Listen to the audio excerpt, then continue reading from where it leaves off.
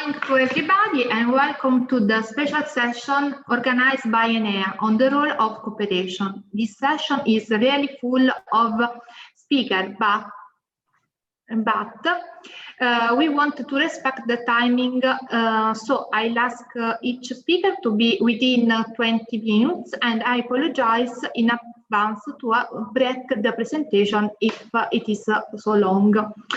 We don't have time to lose, and so I'll start with the first speaker, Valentina Gentile, who is a coordinator of ENEA Task Force for Cooperation Development. She will give us an overview of the ENEA activities in this field. Please, Valentina, the floor is yours. Thank you, Cecilia. Good morning, everybody. I'm pleased to introduce this session, introducing then the following presentation by colleagues. Very briefly, I would like to mention a couple of concepts we can introduce the discussion of today about the role that development cooperation can have in supporting vulnerable countries towards reaching their environmental and energy transition, and especially the role that research, innovation, and science can play in this activity, let's say. Research and innovation can be a real instrument of cooperation, and what we can do through research and innovation is, first of all, to look for new technological solutions in the fields that are related to energy and environmental transition, solutions that are adaptable to developing countries' context and can be easily made accessible to these countries. Then another thing that we can do after we have learned and discovered and developed new solutions is to help these countries through technology, technical assistance, technology transfer, and thus through capacity building in using these solutions and technologies proposed autonomously, so that they can be, after we work together, they can play independently with these solutions that we have proposed. And of course, we can strengthen collaboration with the organization at the international level, but also locally to support cooperation and development within given fields that are those of interest to us. And now, as Cecilia was mentioning, I'm introducing this session because I'm coordinating the task force that ENEA has created. I'm actually coordinating the task force that ENEA has created since several years on development cooperation, because indeed development cooperation is quite central to the activities we play and the projects and technology transfer and technical assistance that we implement in different countries. Cooperation is not only in itself implemented through cooperation projects as defined in themselves, but also through research activities that maybe are implemented in developing countries. I will just give a very brief presentation of what we are doing in ENEA, and then we'll leave the floor to the colleagues that will just explain and present real cases of projects and activities that have been implemented. So I will just, here it is, the presentation. Okay. Here it is. Here we are. So, as I was mentioning, just implements development cooperation through different instruments. We provide technical and scientific support to development cooperation organization at the national and international level, technology transfer, training, implement projects in different countries, and have a wide range of networks and partnerships. I'm just giving brief examples of activities that have been established since some years with the organization working in development cooperation sector. For example, we have a collaboration with the Italian Agency for Development Cooperation, through which a number of actions are implemented in the field of energy and mitigation and climate change. During the past years, there have been implemented also activities with the former Ministry for Environment, Land and Sea, and a number of projects have been implemented in several ambits in different countries as shown in the picture. ENEA also offers supports grants to researchers who would like to carry out some part of their researchers from developing countries who would like to carry out some part of their activities and researches in our laboratories, which are spread all around the country, all around Italy. But this is not the only way we do training in somehow, because as maybe colleagues can explain in the following presentations, we also provide training directly in the countries in the framework of projects or activities or collaboration activities that are set up. And also in the framework of projects and collaboration that are going on, we also sometimes host researchers that do some part of the research with us as part of the project activities and work packages that are foreseen within each action.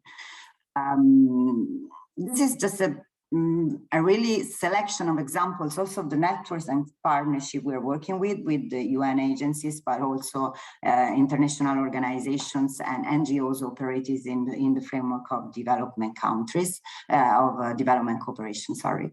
And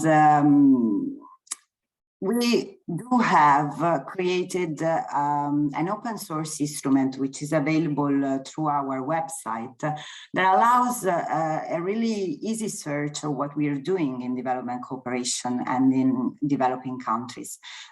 This is called the Atlas for Development Cooperation that allows you to search, making a search either selecting the country, the sector of involvement, or the goals or the technology.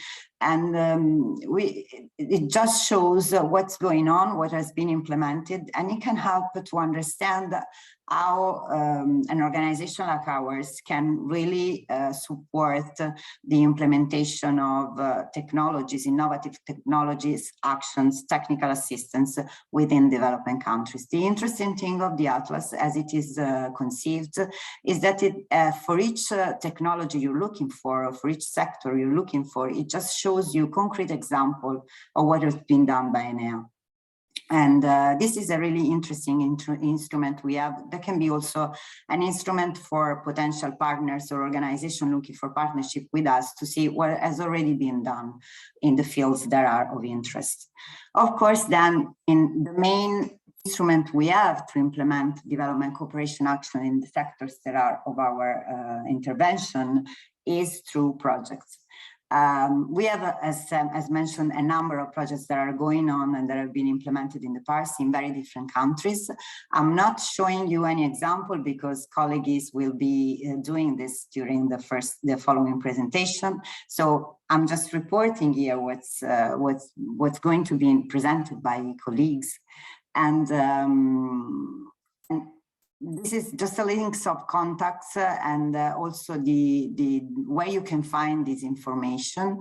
And as a conclusion, I would just like to say I'm personally very familiar with development cooperation, and I've always worked within development cooperation frameworks or research and innovation. And I really know that our role as can really be important to support transition, because in developing countries, because indeed we can really work together and support and develop also innovations while implementing projects. So I will now leave the floor to colleagues that can show the concrete examples of some of the projects that have been going on in ENEA. Thank you. Thank you, Valentina, for your presentation. And now Simona De Iulis will show us the challenges of a specific project in the MENA region. Please, Simona, the floor is yours.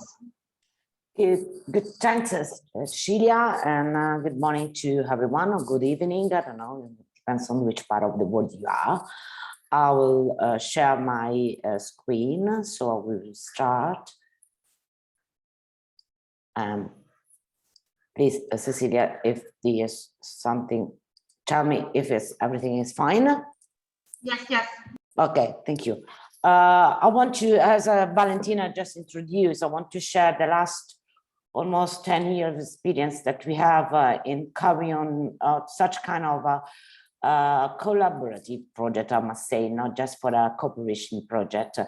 We mainly, as also for the other project, we mainly work through the project funded by European Union under different framework contract, can be research innovation framework research program, such as was the 7th framework program or the 8th one, namely the Horizon 2020, or another framework program like the nice instrument that I enjoyed very much, for the cooperation across borders in the Mediterranean area, and also through technical assistance,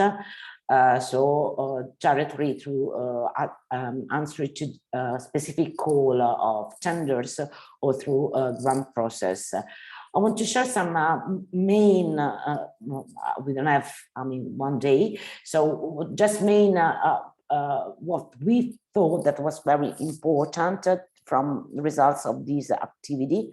I will catch some of these, some others will be catch maybe from other colleagues later on during the day. Or this section actually.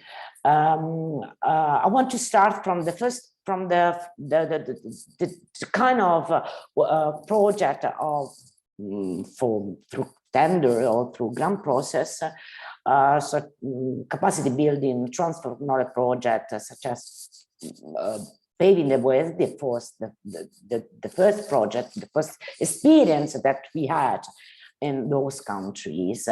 And those countries means mostly just Mediterranean area. So all the countries on the southern shores of the Mediterranean. So from Morocco to mostly to Turkey. That's our focus on this. Then I will just give you some update on the other on Meduswai project, and some info about the running technical assistance with Algeria country, and then MeetMat will be deeply analyzed during the last presentation of the session by Corina Viola, our colleague. So the paving the way for the Mediterranean Solar Plan was an initiative soon after the launch of the Union for Mediterranean and the idea that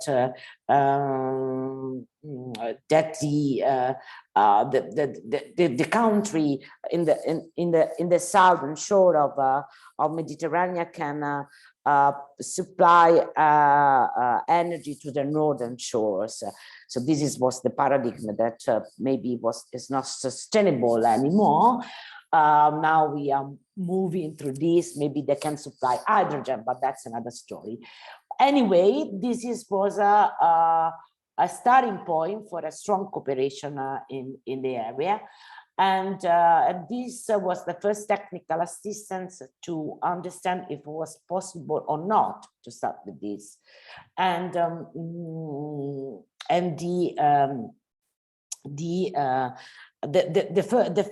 main constraint when you think about it is changing the interconnection about southern shore and northern shore. It's of course an interconnection for the transportation of electricity in that case.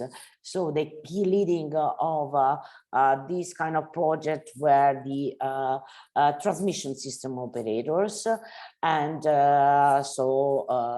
like for Italy, Terna, and for France was RTE, and we had a strong partner in the southern shore that was Sonelgas from Algeria, and I mean, from my point of view, the most important deliverable and exploitable results of the project was the creation of a Mediterranean transmission system operator platforms, the METSIO, and the first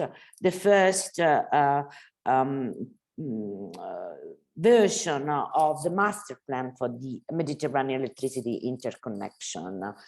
And what the main activity on Enea while was Enea was leading the transfer of knowledge capacity building war package, and was our first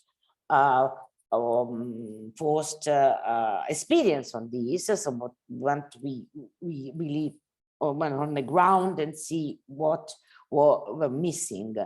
And since this experience, we will try to put a base for the second project proposal that we had not on all the countries belongs to the southern shore of Mediterranean area, but just on specific one, and this was Tunisia, Egypt, and Lebanon.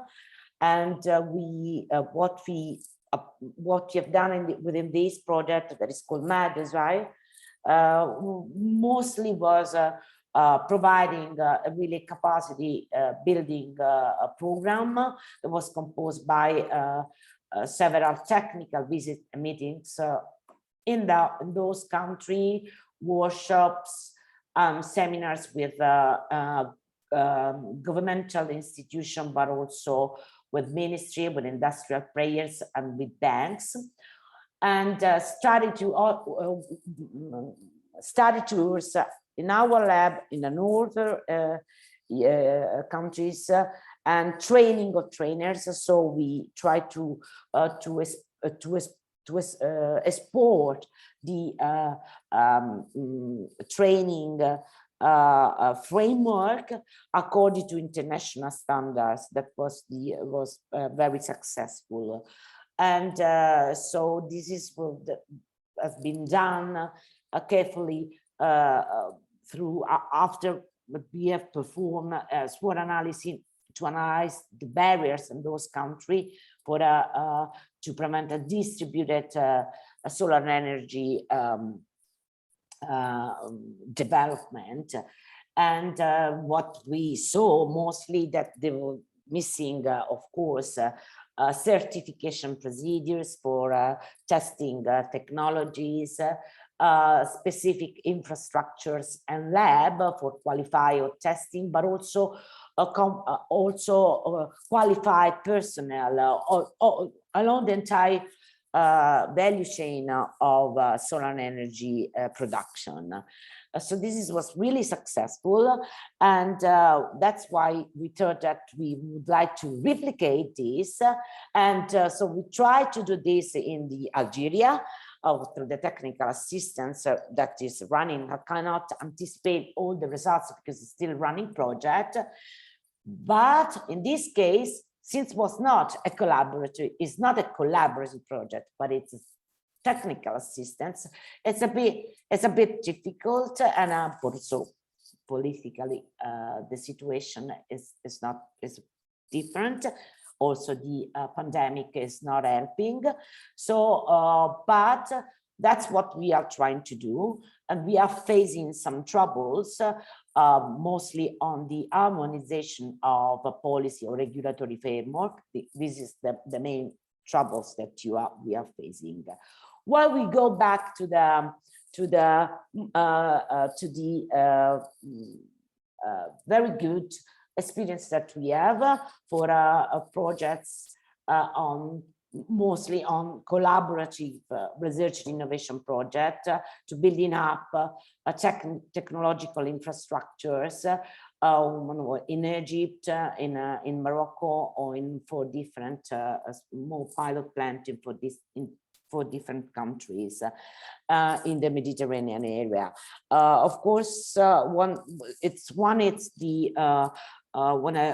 one huge project during the 7th framework program that is called MARS project to build up a plant using concentrated solar thermal technology to produce both electricity and desalinated water in Egypt, close to Alexandria, and in strong collaboration with other European of course, with other European research organization or industrial players, but mostly with the local stakeholders.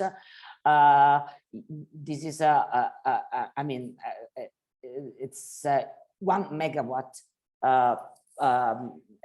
plant producing his electricity, so it's a really compared to other research pilot plants, it's close to the commercial size.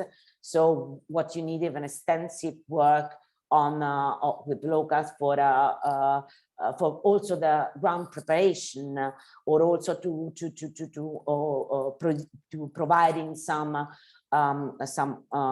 component of all the entire value chain. But also in this case, it takes a long time with a strong involvement of locals, stakeholders from research side to the industrial players, but also to governmental institution.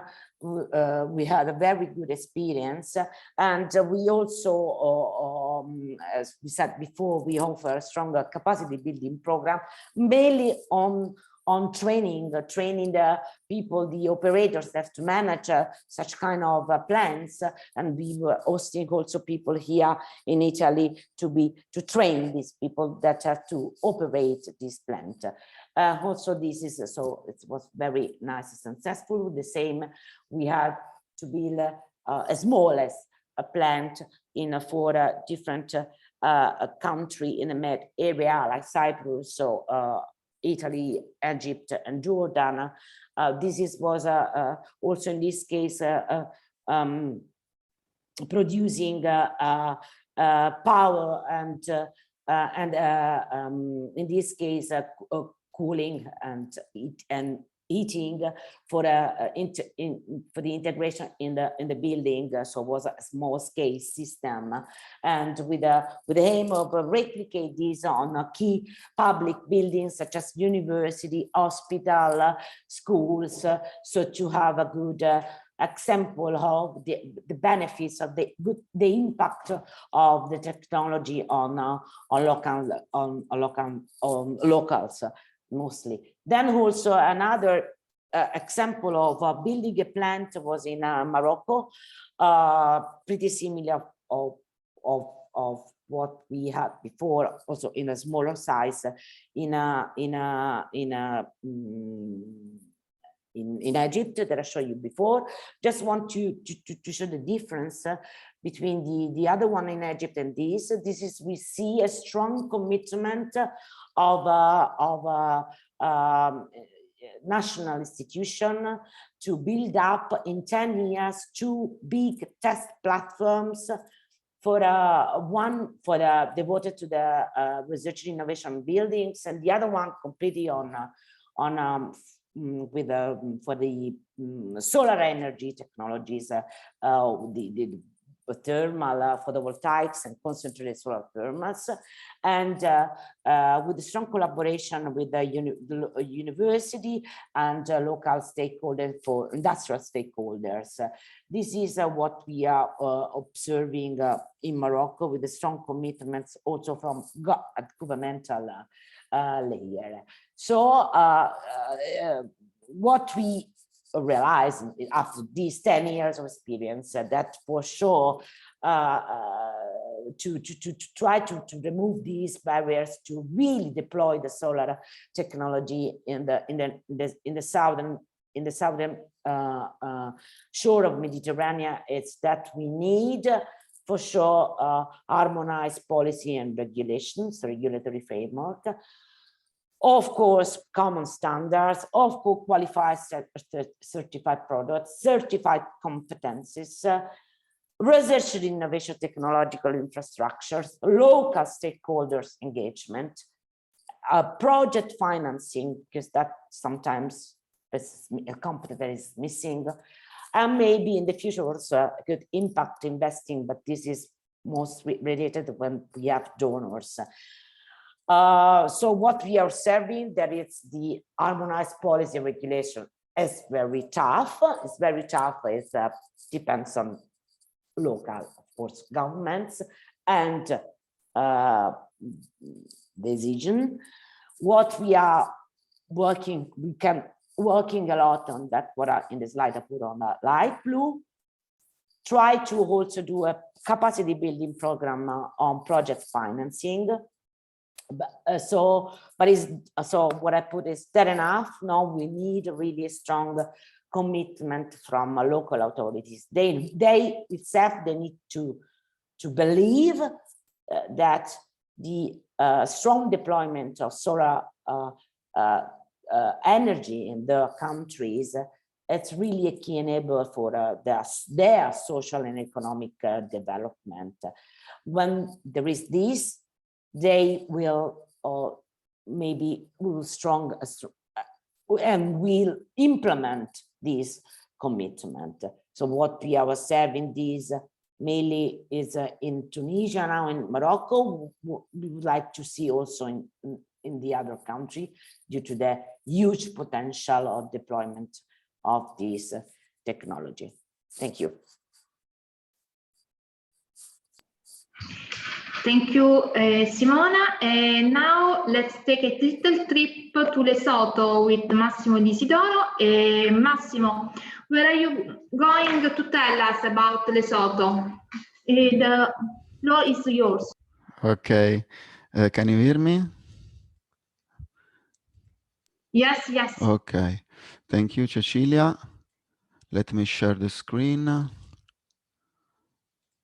Okay. Okay, my name is Massimo Disidoro. I work in the air pollution laboratory here in Enea, and I'm going to present you the results of a cooperation project coming from the COP21 framework, the Paris Agreement. And from this agreement, a 2-year project was approved and funded by the Italian Ministry of the Environment, the former Italian Ministry of the Environment, after to put in place an Italy-Lesotho cooperation to address the key issues in the fields of climate change, vulnerability, risk assessment, adaptation, and mitigation. So the project started in 2018 and lasted for two years. I was the scientific coordinator. And the main goal of the project, this is a quick schematic view of the work packages. The main goal of the project was to produce photovoltaic and wind energy potential maps and an hydrological map for Lesotho. I will focus on the production of these maps, but the project also planned to provide the local authorities with a GIS database with all the products. And of course, we did a training to the local technicians to the use of the tool and explanation of the methodologies. To start, this is Lesotho. Lesotho is located in Southern Africa. It is surrounded by South Africa. It is a very small and mountain country.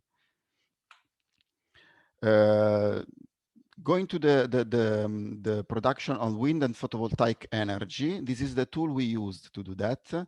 I will go fast in this description. We used a weather a meteorological model, numerical model, which is a state-of-the-art atmospheric model used in many countries and institutions, either for research and operational forecast purposes. This is a detail we used for this project, a particular version of the WRF model, which is devoted in particular for solar energy, with improved radiation cloud interaction description. And in addition, the model can provide directly in output the values suitable for solar energy evaluations. But of course, it remains a meteorological model. It provides the whole atmosphere in 3 dimensions with all the variables, of course, and also the wind. We performed 30 years simulations from 1989 to 2018 with the model providing hourly outputs. This is made because we wanted to have a statistical consistent climatology, the more recent climatology over Lesotho.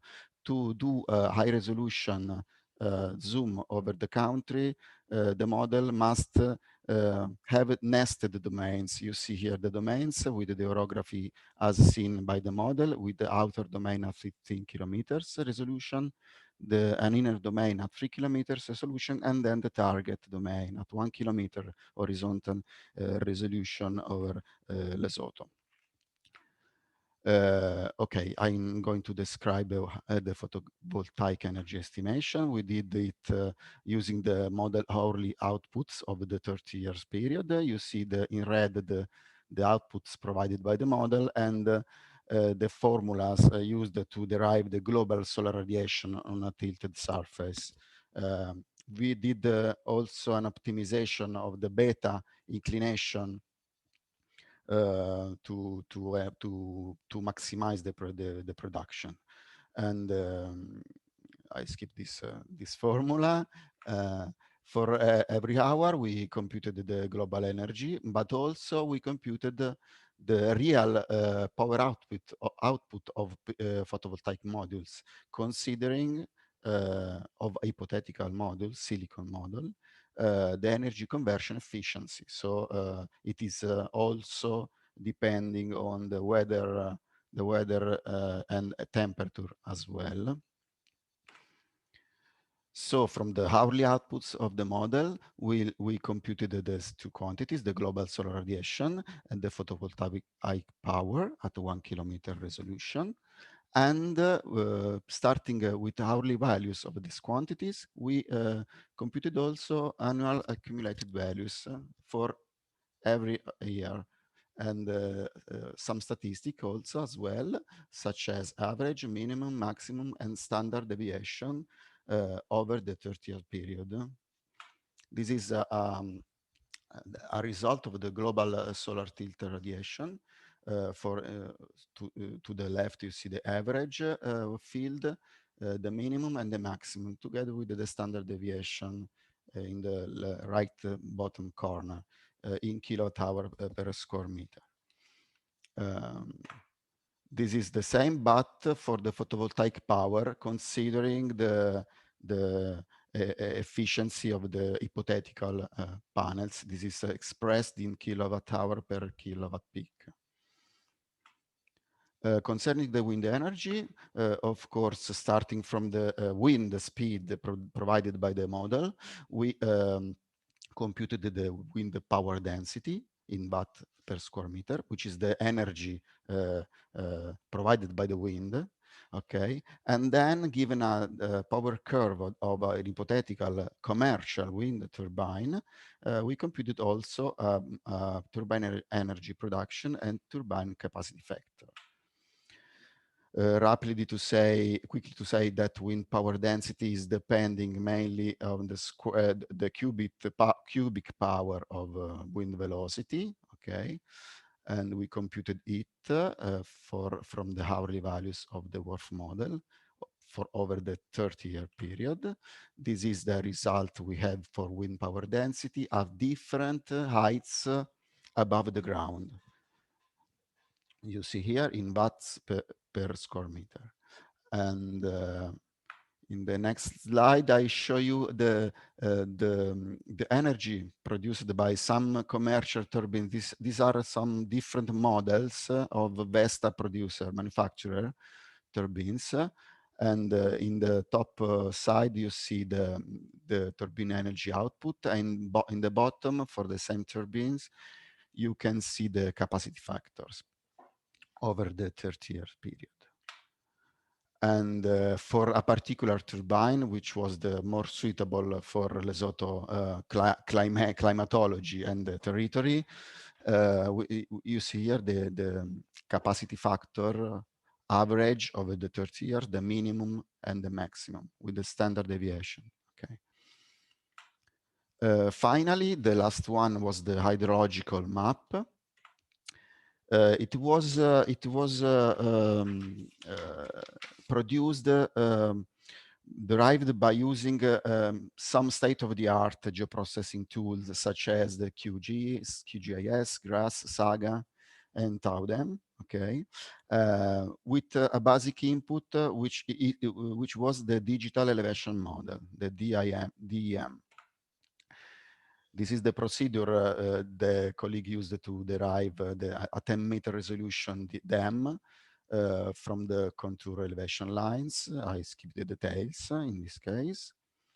These are all the steps they conduct to provide the final hydrographic network. These are the main steps they following, my colleagues followed to produce the map. I just say that all the results were validated by comparison with available cartographic and hydrographic data collected from the various Lesotho authorities. This is the final result of the hydrologic map as provided to the Ministry of Energy of Lesotho. This is paper print, but of course we provided the electronic format, and all the maps produced were embedded in a WebGIS platform delivered to the Lesotho government. And this tool was produced to help planners to localize more promising areas for renewable energy exploitation, and also having the possibility to add additional layers to do this task, such as the road network, electricity network, population density, etc., who can help to planners to have more information to individuate the more promising areas. I think I can stop here. Many details can be found in the reference here. Thank you. Thank Massimo. We back to the trip, and Corinna Viola, the next speaker, will introduce us to the coming project of MetMed 2. Please, Corinna, the floor is yours. Thank you so much, Cecilia. I share my screen. Can you see my screen? Yes, yes. Okay, thank you. I'm Corinna Viola. I'm working in Enea in the Department of Energy Efficiency, and I'm presenting you the MetMed 2 project. The mitigation enabling energy transition in the Mediterranean region is the title of this project. This is the second phase of the first MetMed project that began in 2018 and finished in 2020. The first MetMed project was funded by the European Union and was developed by the MEDNER, that is an international non-profit organization, gathering agency from north and south of the Mediterranean areas, in charge of implementing public policy on energy efficiency and promotion of renewable energy sources. And by REGRI, that is an intergovernmental organization enabling and increasing the adoption of renewable energy and energy efficiency solution in the Arab region. The first MetMed aimed of fostering energy transition in the southern and eastern Mediterranean countries, and intended to assess and support the development and implementation of the energy efficiency and the renewable energy sources policies and strategies. In this second phase of MetMed began at the beginning of 2021. It's also funded by the European Union, and the coordinators are always MEDNER and the REGRI. And the other partners called affiliated entities are some national agency from France, ADEME, from Portugal, ADENE, from Tunisia, AMNE, from Greece, CRES, from Lebanon, Alme, from Morocco, Ame, from Algeria, Aproué, Enea from Italy, from Malta, the Energy and Water Agency, from Jordan, the National Energy Research Center, from Spain, ADAE, from Palestine, PEC. The main goal of this second phase are contribute to enhancing energy security of the beneficiary countries, that is Algeria, Libya, Egypt, Morocco, Jordan, Palestine, Lebanon, and Tunisia. And the ways to reach these goals are, in these beneficiary countries, are the massive deployment of renewable energy sources and energy efficiency measures in building and appliances sectors to accelerate the clean energy transition. And the second one is building public and private awareness through national, regional workshop, roundtables, and events. The main outputs of the MITMED2 project are the enforcement and harmonization of legislation and regulatory frameworks in building and appliances sectors, make available guidelines, tools, best practice, and application for the decision makers and stakeholders, information and promotion of existing financial instruments, and all these previous outputs will support to increase the mobilization of investment in the sector of buildings and appliances. All these outputs will be reached through so many activities that are allocated in different working packages. Working package 2 is on the concertation of strategy and policies on buildings and appliances sector through specific technical working groups. The working packages 3 and 4 is on promotion and realization of more demo actions specific for building and appliances, and the work package 5 is on access to finance through information and promotion of existing financial instrument, design of bankable project, and networking and dialogue at the national level. The last work package is on communication and dissemination of all activities of the project for public and private stakeholders. The specific activities where Enea is involved is in WUPI2, where is the leader, and the objective of WUPI2 is to improve the harmonization and monitoring of legislation, regulations, and standards in buildings and appliances sectors by fostering changes in information and experiences between northern and southern countries partners. The first step made in this first years of 2021 was being the engagement and the involvement of a relevant stakeholder. In the next years, there will be done the technical working groups on buildings, appliances, and monitoring of energy efficiency indicators, and the setup of a regional energy efficiency observatory. The final outputs will be publication, training modules, and the energy efficiency indicators database. More specifically, all these activities is allocated in a specific task. In the first task is dedicated on mapping and engagement of all relevant stakeholders by beneficiary countries. And the expected impact is the establishment of permanent and high-level international forum of discussion and exchange information, good practices, and experiences. In the task 2.2 and 2.3, based on the support to decision maker on harmonization of legislation in building sector and in appliances sector, the expected impact to enhance and structure the sharing of information and experiences and promote good practices, creating a condition to fasten the convergence of national procedures on energy efficiency in buildings and appliances sectors. The last one task, 2.4, support to decision makers on monitoring and evaluation of energy efficiency indicators.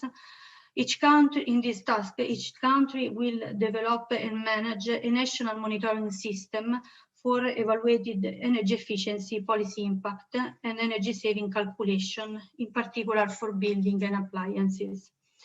They will also benefit of international comparison based on harmonized set of energy efficiency indicators and exchange information on good practices of data collection and energy efficiency trend analysis. In the main topics of these 3 technical working groups are for buildings, energy efficiency building codes, building renovation, labeling and training courses, and financing specific for building renovation. In the concerted action on appliances, the main topics are minimum energy performance standards, scrapping campaigns, awareness and training courses, and financing. And in the monitoring and evaluation of energy efficiency indicators, the main topics are obviously energy efficiency indicators implementation, energy demand modeling, national energy efficiency action plans, and national strategy implementation, and a specific energy efficiency indicator for building appliances. The other more important activity of the WP2 are the MITMED weeks. These are the thematic event that will be done once a year for the next 3 years. During this week, every technical working groups will be organized in more specifically 1 day and a half for the technical concerted action on buildings, 1 day and a half for the technical working group on appliances, and 1 day and a half for monitoring and evaluation and regional exchange on energy efficiency indicators.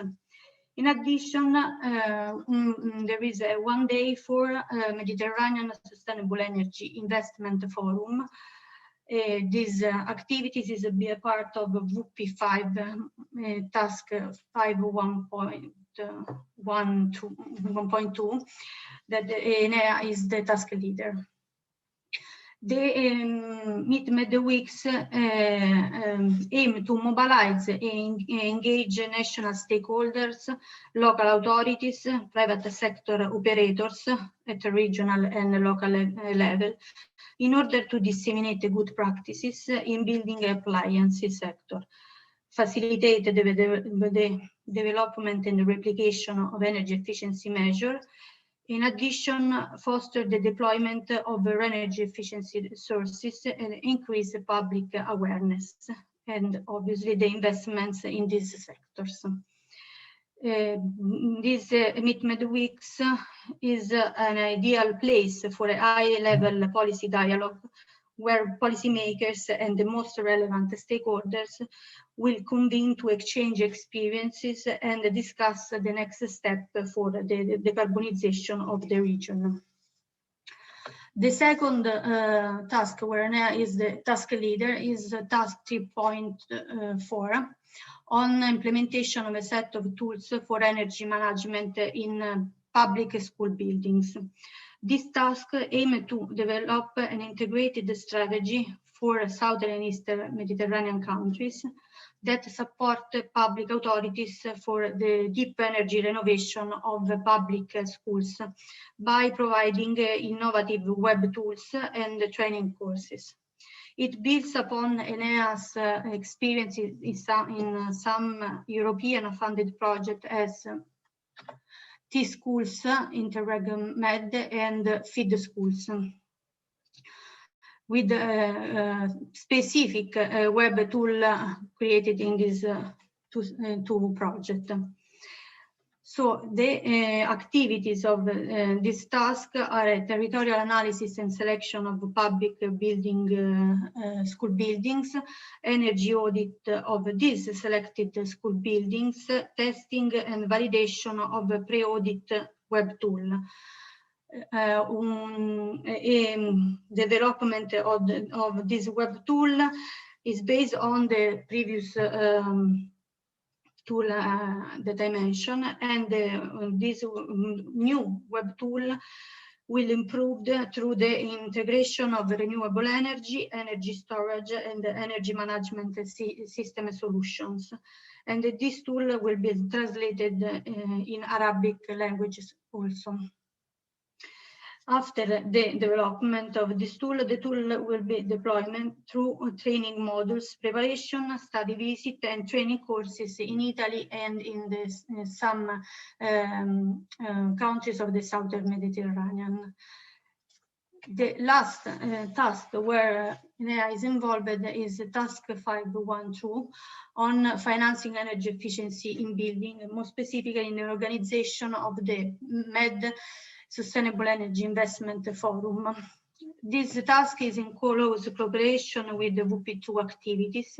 In fact, during the MITMED weeks, will be organized national roundtables that will promote dialogue with, between public authorities, financial sector, and other relevant stakeholders.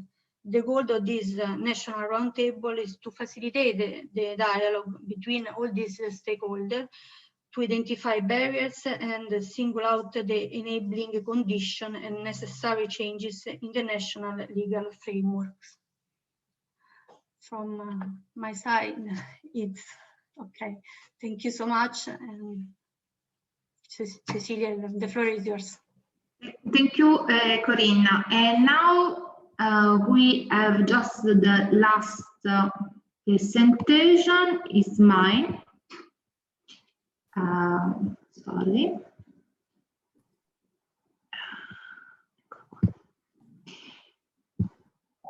With a little very small trip to Djibouti. This work was realized thanks to an agreement, a memorandum of understanding between Djibouti and Italy, and the agreement between ENEA and the Ministry of the Italian Ministry of Environment. Sorry, the Republic of Djibouti is a small African country, like Lesotho, I think, but with a strategic position like a bridge between the Middle East and Africa. About 70% of its population is still below the international poverty line of $1.90. The economy depends largely on foreign investment attracted for its geographical position, both for military reasons. The country hosts, I think, 5 foreign military bases, and for business reasons too. The country is often called the Singapore of Africa, to underline the dream of becoming in the next future a great commercial hub like Singapore. China, France, India and US are going to establish a naval basis to expand their tactical presence, and investment in this area have been rising fast in the last 5 years. However, the energy sector presents high level of dependency from fossil fuel and imported electricity from Ethiopia, with high level of vulnerability of its political stability and economy. Taking into consideration all the expansion perspective, the Djibouti government has set an ambitious target to pass from 100% of fossil fuel to 100% of renewable energy within 2035, in addition to commitment in its ENDC to cut 40% of its emission respect to 2010 level.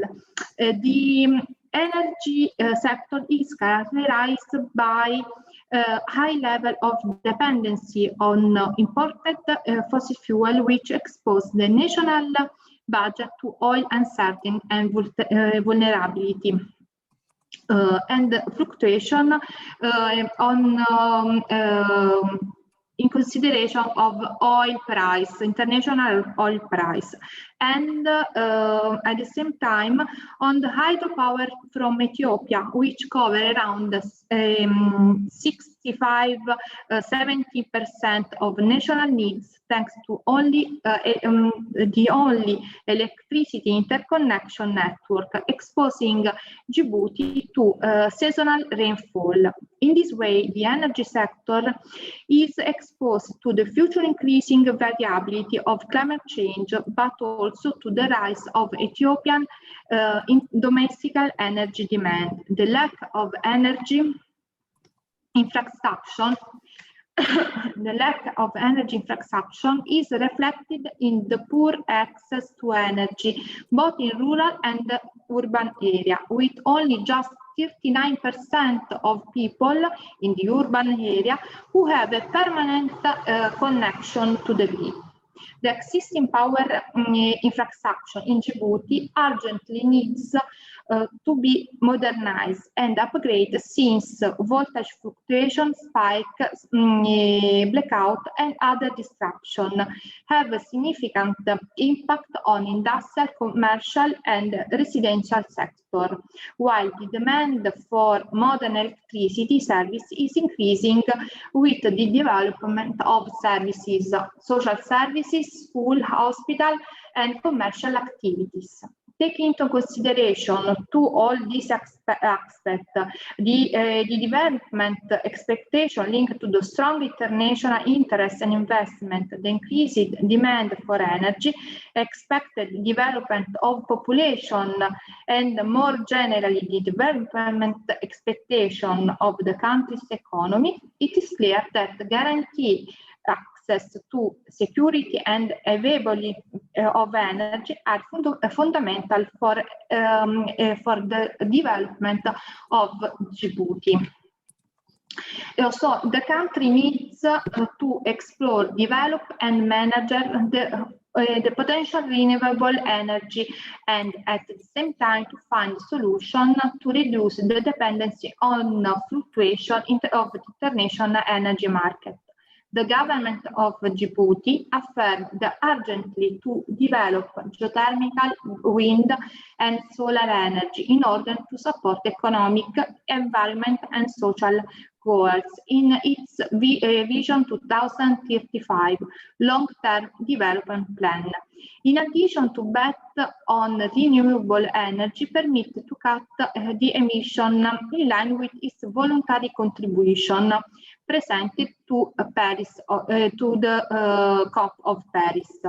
There are several estimations of the Djibouti geothermal potential, which estimate the theoretically exploitable power in about 650 megawatts, enough to cover the needs of the country. The estimation of solar energy is from 4.5 to 7.3 kilowatt-hour per square meter per day across the country, suitable for different solar applications, and the average wind speed is 9–10 meters per second, suitable for utility scale installation.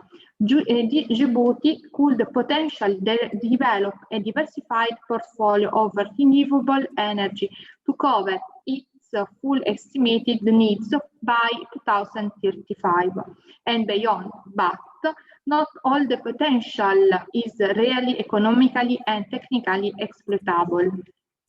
Considering the evolution of Djibouti GDP and future perspective in terms of foreign investment, in our study we have assumed a conservative average growth of 5.5% until 2025 and a single decrease in the growth rate by 2013, which allow us to estimate the energy demand in 2030 at around 1.4 terawatt-hour. By predicting the electricity demand to 2013, we elaborate three scenarios with a different mix of renewable based on different energy independence degree. The first is a full independence scenario where the whole electricity is supplied with domestic resources. The scenario 2 and 3 have a different grade of dependency. We, according to our estimation, the technical needs in terms of power installation is around 474 and 640 megawatt. But to answer to the seasonal, weekly and daily fluctuation of photovoltaic and wind power, a very optimal solution is also to have a hydro storage system. As you can see, the share of solar, wind and energy change in the three scenarios. This is because this answer to the demand the different degree of independence of scenario. However, the diversification mix is built to avoid seasonal breakdown and to sustain the economic growth. But the choice of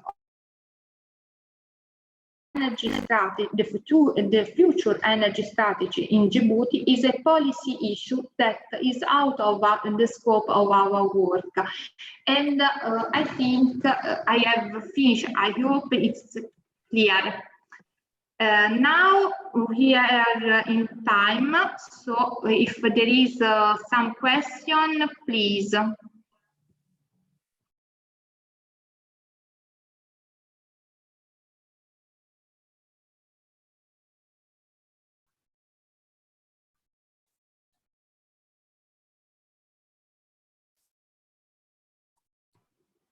I think there is no question, so I think this session will be closed.